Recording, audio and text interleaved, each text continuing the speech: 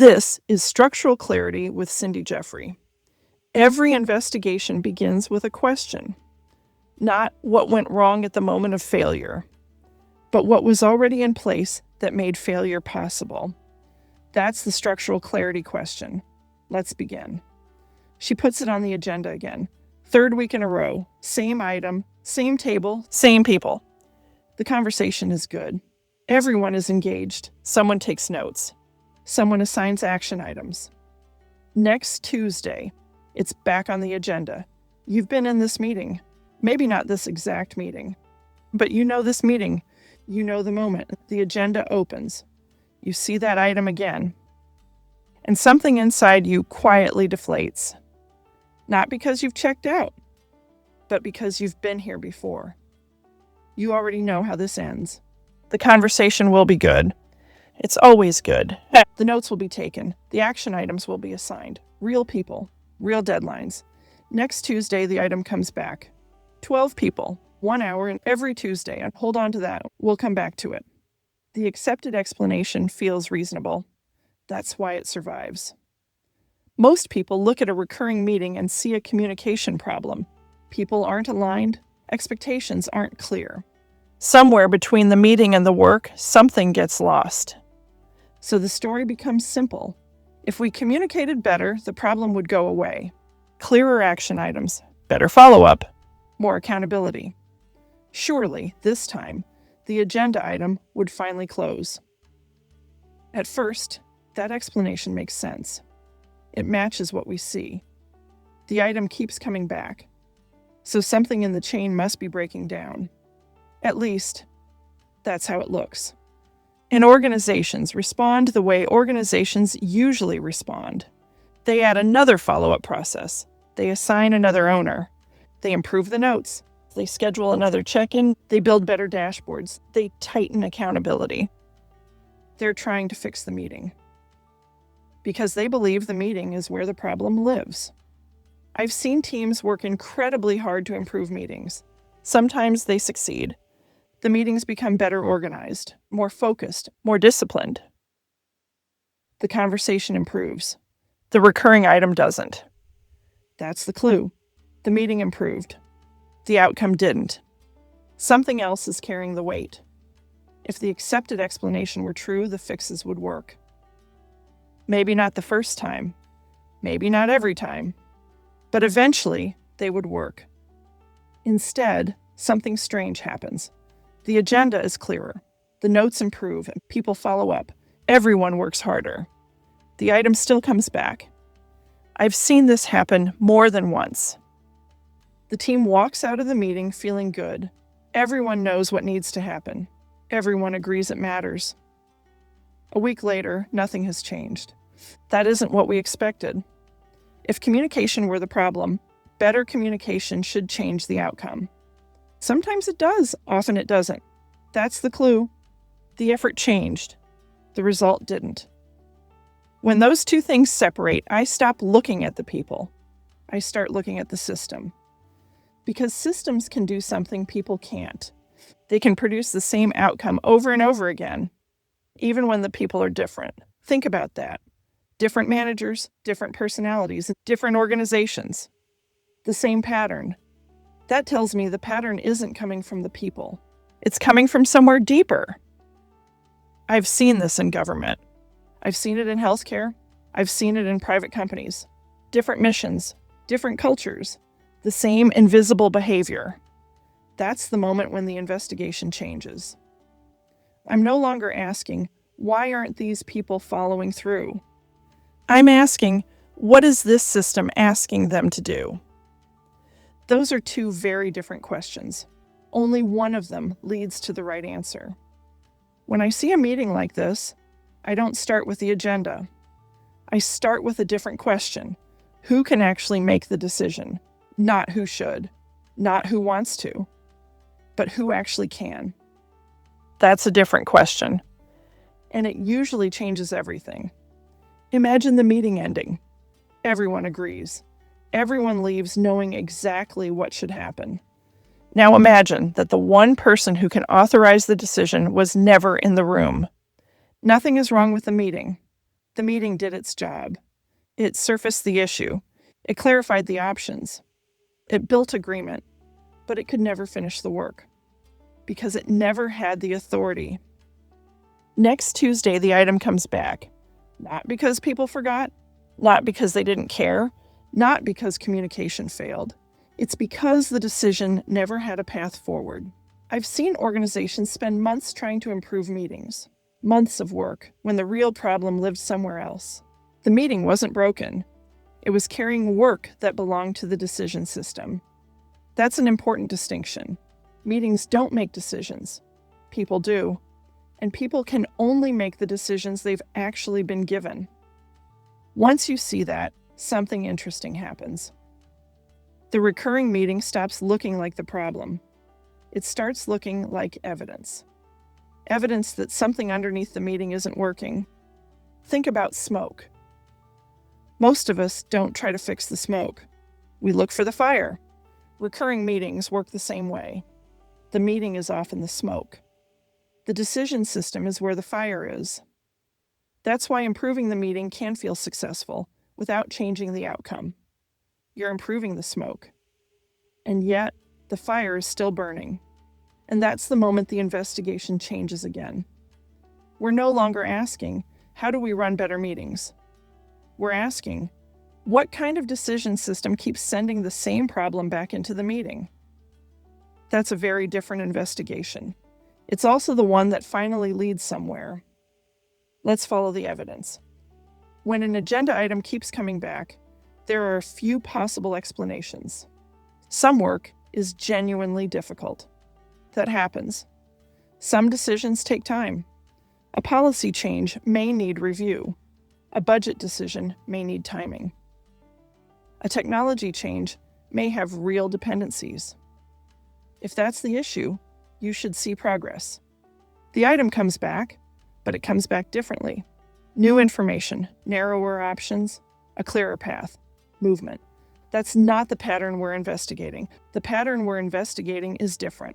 Same conversation, same concerns, same action items, no movement. When an item comes back unchanged, the work itself usually isn't the variable. Something structural is. Another explanation is unclear action items. That can be real too. But unclear action items are fixable. You clarify the task. You name the owner. You set the deadline. Most functional teams can do that. But here's what I've seen. Even when the action item is clear, the item can still return. Because the action item assigned someone work. At the same time, it didn't give anyone authority. There's a difference between prepare a recommendation by Friday and make the call by Friday. One produces an input. The other produces a decision. Organizations confuse those two all the time. The confusion shows up as a recurring agenda item. You've probably seen this. Someone brings back exactly what the meeting requested. A clear recommendation, a thorough analysis, a well-prepared brief. The room agrees it's good work. Then someone says, we need to take this to the next level.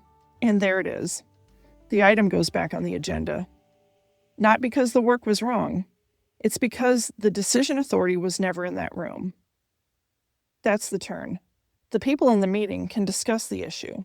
They can align around it. They can produce the best possible recommendation. But nobody at that table can make it happen. The decision belongs somewhere else. Stay with that for a moment. The decision belongs somewhere else. Now ask the diagnostic question. When the meeting ends, what happens next? If the answer is simple, the structure is working. Someone does the work gets done. The item closes. But if the answer starts to wander, pay attention. They take it to someone else. That person needs time to review it.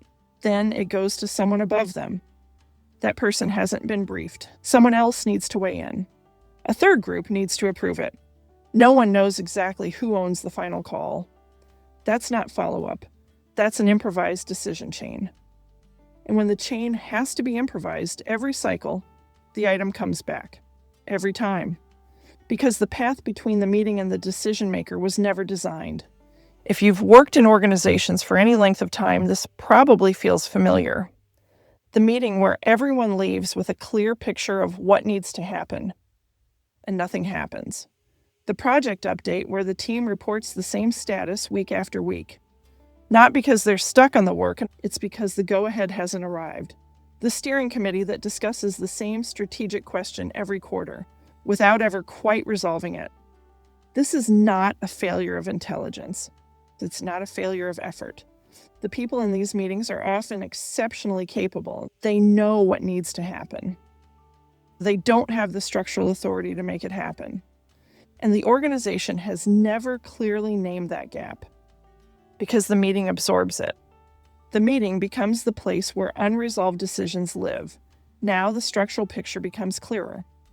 Most organizations think they know how decisions flow. There's an org chart. There are roles. There are responsibilities. There may even be a governance model. But an org chart tells you who reports to whom. It doesn't tell you who can make which decision. Those are not the same thing. A decision structure needs 3 things. 1, someone owns the decision.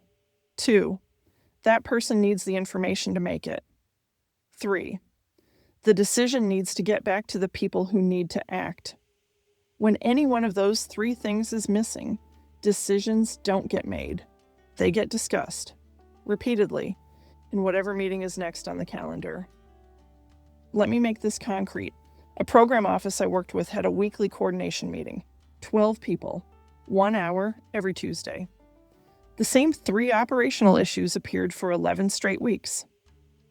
The team wasn't dysfunctional. The meeting was well run.